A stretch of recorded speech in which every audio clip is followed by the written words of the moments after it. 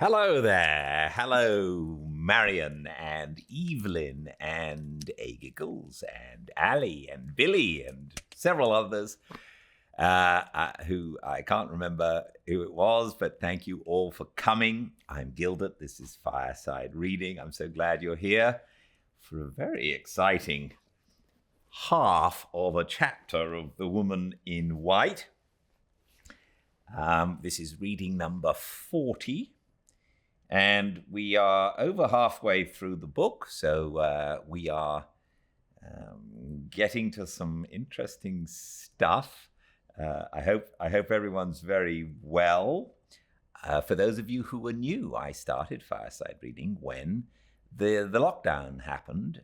I'd had the idea before, but I thought it would be fun. I imagined my mum, if she was alive, sitting at home, being rather lonely, and how she loved to read and how being read to would have been rather good for her. She'd have liked it. Of course, it would have been her son who was reading to her, so she'd have liked that. But I figured others might like it too. And so here we are still, and I'm so grateful for your company. And it's become a very fun part of my day to sit here every day and read at 5. And I'm so glad it's a fun part of your day too.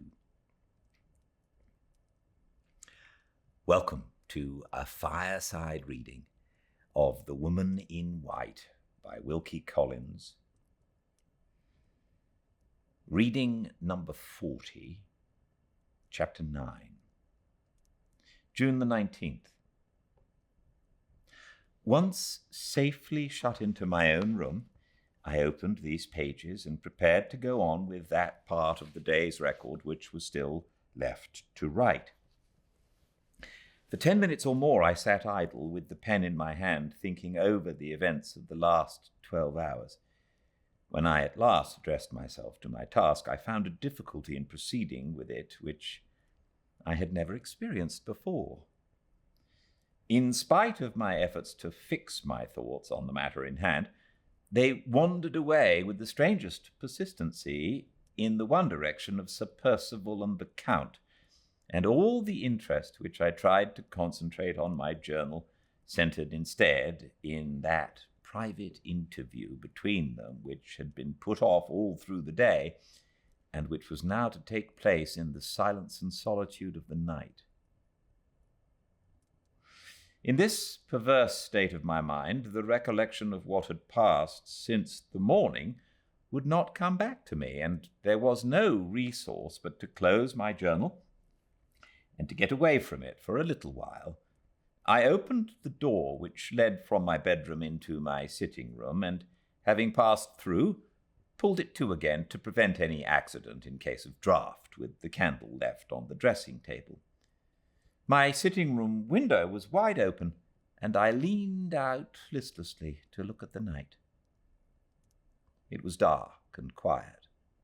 Neither moon nor stars were visible. There was a smell like rain in the still, heavy air, and I put my hand out of the window. No, the rain was only threatening. It had not come yet. I remained leaning on the window-sill for nearly a quarter of an hour, looking out absently into the black darkness and hearing nothing except, now and then, the voices of the servants or the distant sound of a closing door in the lower part of the house. Just as I was turning away wearily from the window to go back to the bedroom and make a second attempt to complete the unfinished entry in my journal, I smelt the odor of tobacco. Smoke stealing towards me on the heavy night air. The next moment, I saw a tiny red spark advancing from the farther end of the house in the pitch darkness. I heard no footsteps, and I could see nothing but the spark. It travelled along in the night, past the window at which I was standing, and stopped opposite my bedroom, inside which I had left opposite my bedroom window, inside which I had left the light burning on the dressing table. The spark remained stationary for a moment, then moved back again in the direction from which it had advanced. As I followed its progress, I saw a second red spark, larger than the first, approaching from the distance. The two met together in the darkness. Remembering who smoked cigarettes and who smoked cigars, I inferred immediately that the Count had come out first to look and listen under my window, and that Sir Percival had afterwards joined him. They must both have been walking on the lawn, or I should certainly have heard Sir Percival's heavy footfall, though the Count's soft step might have escaped me, even on the gravel walk. I waited quietly at the window, certain that they could neither of them see me in the darkness of the room. "What's the matter?" I heard Sir Percival say in a low voice. "Why don't you come in and sit down?" "I want to see the light out of that window," replied the Count softly. "What harm does the light do?" "It shows she is not in bed yet. She is sharp enough to suspect something, and bold enough to come downstairs and listen, if she can get the chance. Patience, Percival, patience." "Humbug! You're always talking of patience." "I shall talk of something else presently. My good friend, you are on the edge of your domestic precipice, and if I let you give the women one other chance, on my sacred word of honor, they will push you over it." "What the devil do you mean?"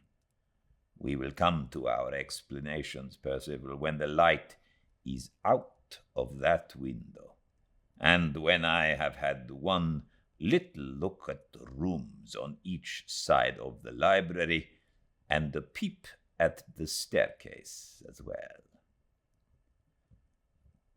They slowly moved away, and the rest of the conversation between them, which had been conducted throughout in the same low tones, ceased to be audible. It was no matter.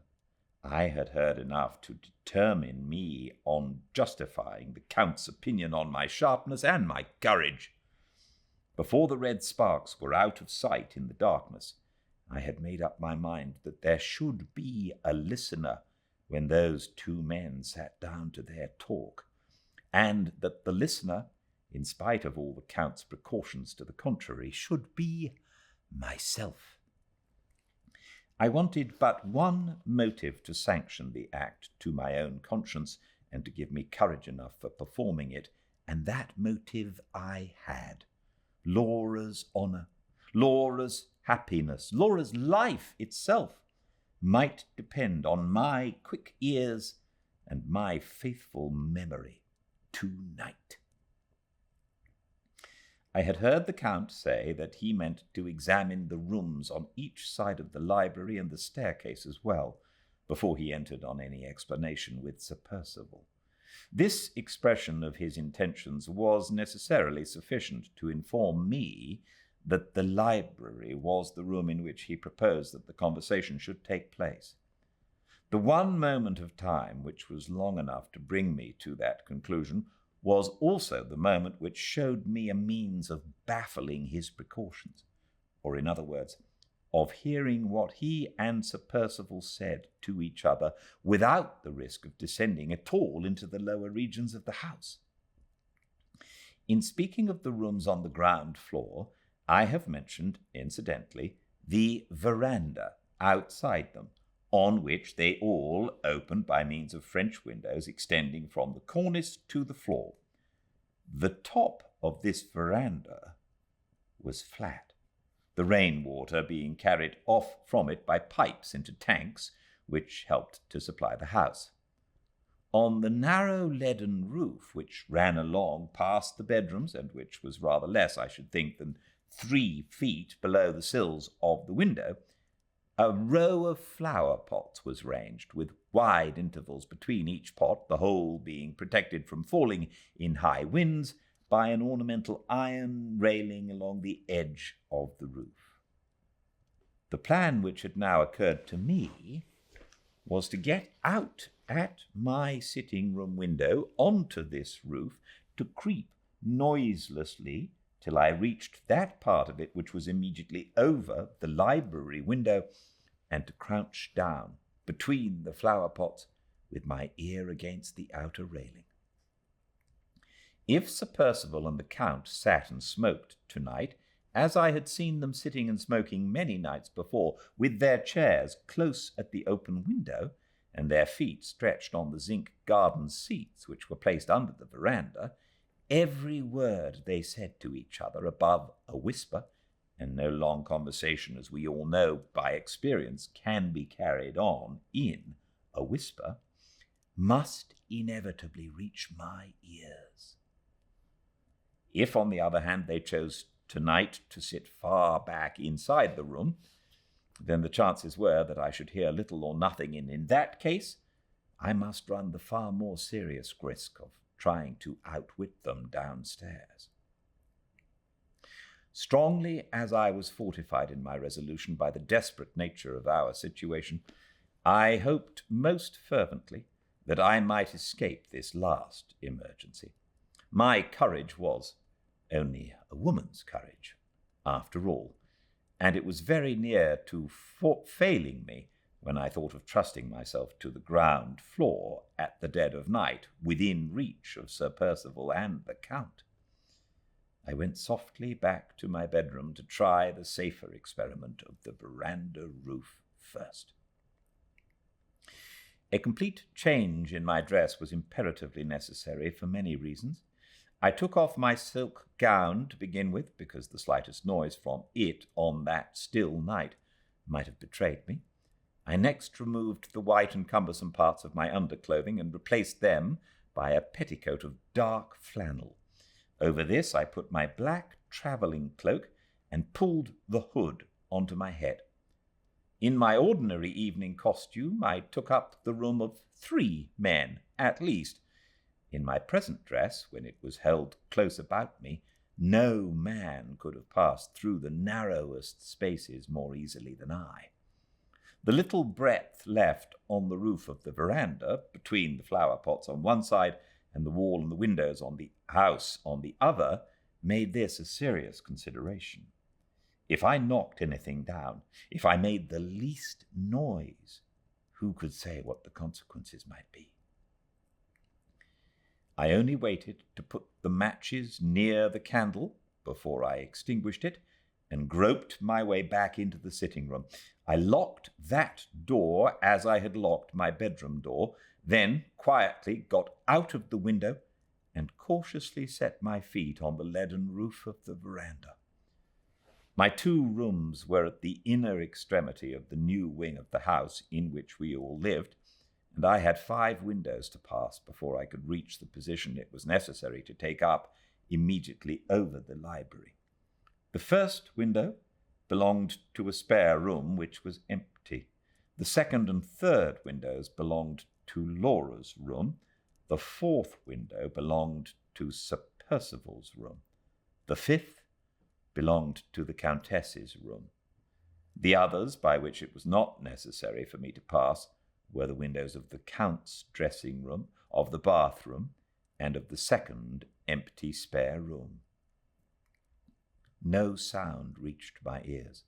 The black, blinding darkness of the night was all round me when I first stood on the veranda, except at that part of which Madame Fosco's window overlooked.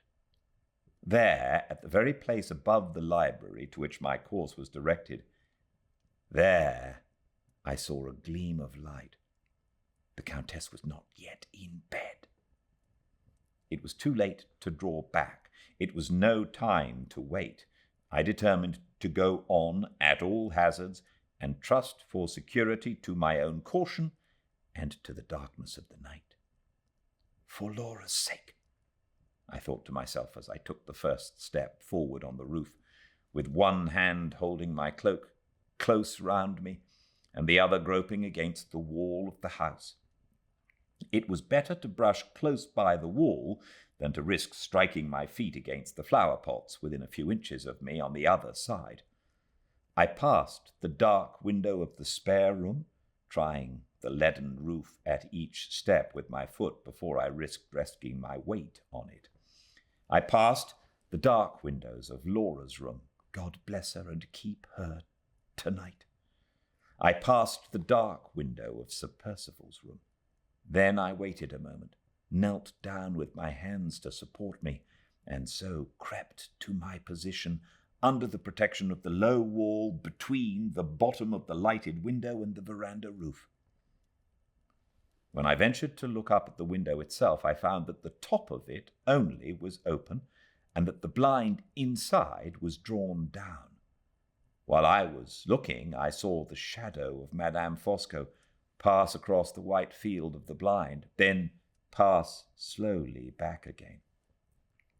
Thus far she could not have heard me, or the shadow would surely have stopped at the blind, even if she had wanted courage enough to open the window and look out.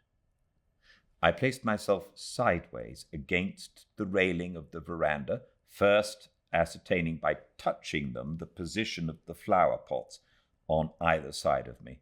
There was room enough for me to sit between them and no more. The sweet-scented leaves of the flower on my left hand just brushed my cheek as I lightly rested my head against the railing. The first sounds that reached me from below were caused by the opening or closing, most probably the latter, of 3 doors in succession. The doors, no doubt, leading into the hall and into the rooms on each side of the library, which the Count had pledged himself to examine. The first object that I saw was the red spark again, travelling out into the night from under the veranda, moving away towards my window, waiting a moment, and then returning to the place from which it had set out. "The devil take your restlessness! When do you mean to sit down?" growled Sir Percival's voice beneath me. "Oof, how hot it is," said the Count, sighing and puffing wearily. His exclamation was followed by the scraping of the garden chairs on the tiled pavement under the veranda, the welcome sound which told me they were going to sit close at the window as usual. So far, the chance was mine. The clock in the turret struck the 11:45 as they settled themselves in their chairs. I heard Madame Fosco through the open window, yawning, and saw her shadow pass once more across the white field of the blind. Meanwhile, Sir Percival and the Count began talking together below, now and then dropping their voices a little lower than usual, but never sinking them to a whisper. The strangeness and peril of my situation, the dread, which I could not master, of Madame Fosco's lighted window, made it difficult, almost impossible for me at first, to keep my presence of mind and to fix my attention solely on the conversation beneath. For some minutes I could only succeed in gathering the general substance of it. I understood the Count to say that the one window alight was his wife's, that the ground floor of the house was quite clear, and that they might now speak to each other without fear of accidents. Sir Percival merely answered by upbraiding his friend with having unjustifiably slighted his wishes and neglected his interests all through the day. The Count thereupon defended himself by declaring that he had been beset by certain troubles and anxieties which had absorbed all his attention, and that the only safe time to come to an explanation was a time when they could feel certain of being neither interrupted nor overheard.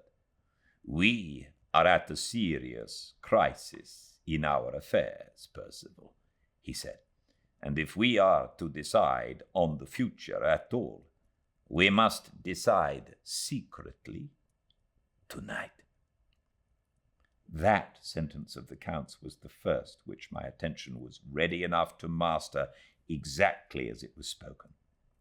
From this point, with certain breaks and interruptions, my whole interest fixed breathlessly on the conversation, and I followed it word for word. "Crisis," repeated Sir Percival. "It's a worse crisis than you think for, I can tell you." "So I should suppose, from your behavior for the last day or two," returned the other coolly. "But wait a little before we advance to what I do not know. Let us be quite certain of what I do know. Let us first see if I am right about the time that is past before I make any proposal to you for the time that is to come." "Stop till I get the brandy and water. Have some yourself." "Thank you, Percival, though cold water with pleasure. A spoon and the basin of sugar. Eau sucrée, my friend, nothing more." "Sugar and water for a man of your age? There, mix your sickly mess. You foreigners are all alike." "Now listen, Percival. I will put our position plainly before you as I understand it, and you shall say if I am right or wrong. You and I both came back to this house from the continent with our affairs very seriously embarrassed." "Cut it short. I wanted some thousands and you some hundreds, and without the money we were both in a fair way to go to the dogs together. There's the situation. Make what you can of it. Go on." "Well, Percival, in your own solid English words, you wanted some thousands, and I wanted some hundreds. And the only way of getting them was for you to raise the money for your own necessity, with a small margin beyond for my poor little hundreds, by the help of your wife. What did I tell you about your wife on our way to England? And what did I tell you again when we had come here and when I had seen for myself the sort of woman Miss Holcombe was?" "How should I know? You talked 19 to the dozen, I suppose, just as usual." "I said this: human ingenuity, my friend, has hitherto only discovered two ways in which a man can manage a woman. One way is to knock her down, a method largely adopted by the brutal lower orders of the people, but utterly abhorrent to the refined and educated classes above them. The other way, much longer, much more difficult, but in the end not less certain, is never to accept a provocation at a woman's hands. It holds with animals, it holds with children, and it holds with women, who are nothing but children grown up. Quiet resolution is the one quality the animals, the children, and the women all fail in. If they can once shake this superior quality in their master, they get the better of him. If they can never succeed in disturbing it, he gets the better of them. I said to you, remember that plain truth when you want your wife to help you to the money. I said, remember it doubly and trebly. I said to you, remember that plain truth when you want your wife to help you to the money. I said, remember it doubly and trebly in the presence of your wife's sister, Miss Holcombe. Have you remembered it? Not once, in all the implications that have twisted themselves about us in this house, every provocation that your wife and her sister could afford to you, you instantly accepted from them. Your mad temper lost the signature to the deed, lost the ready money, set Miss Holcombe writing to the lawyer for the first time. First time? Has she written again? Yes.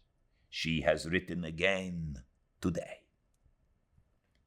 A chair fell on the pavement of the veranda, fell with a crash, as if it had been kicked down. It was well for me that the Count's revelation roused Sir Percival's anger as it did. On hearing that I had been once more discovered, I started, so that the railing against which I leaned cracked again. Had he followed me to the inn? Did he infer that I must have given my letters to Fanny when I told him I had none for the post-bag? Even if it was so, how could he have examined the letters when they had gone straight from my hand to the bosom of the girl's dress? "Thank your lucky star," I heard the Count say next, "that you have me in the house to undo the harm as fast as you do it. Thank your lucky star that I said no when you were mad enough to talk of turning the key today on Miss Holcombe, as you turned it in your mischievous folly on your wife. Where are your eyes? Can you look at Miss Holcombe and not see that she has the foresight and the resolution of a man?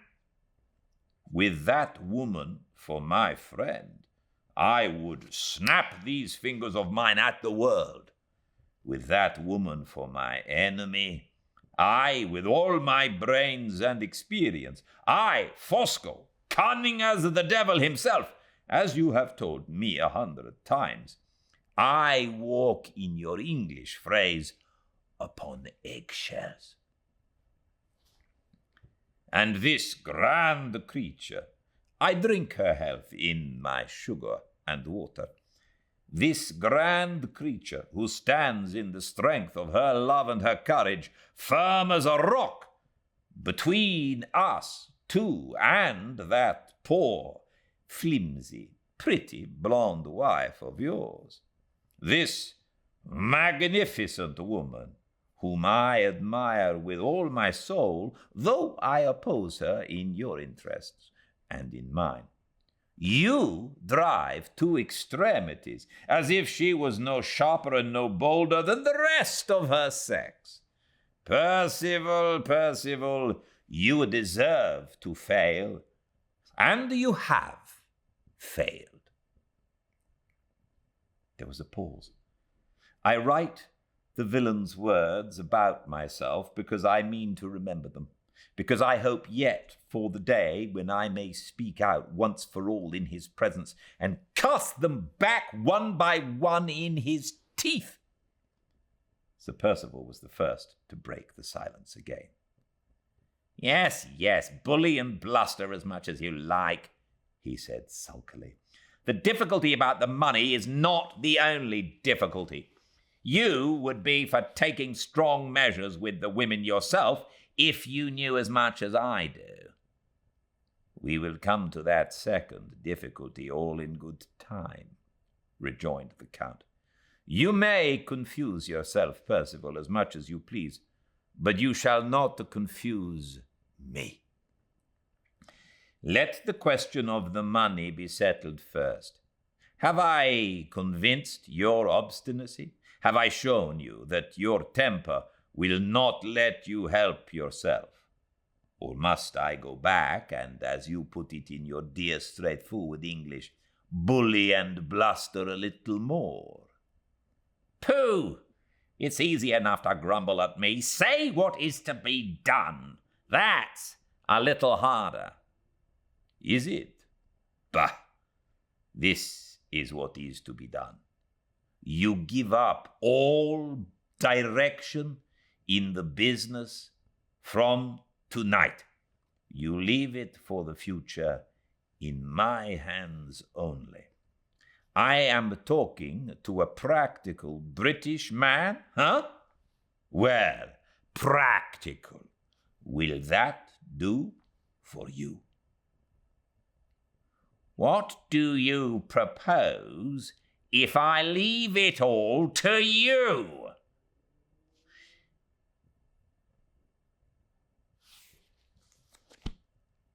find out tomorrow. Thank you all for listening. Sorry to leave you hanging on the edge of the veranda, but it's rather exciting, and all will be revealed tomorrow, same time and place, 5 Pacific at Fireside Reading on Instagram. And I don't see any other events on the horizon at the moment to get in the way, so we'll continue reading on, but 5 tomorrow. Until I see you all then, everyone, please stay very, very well. Good night.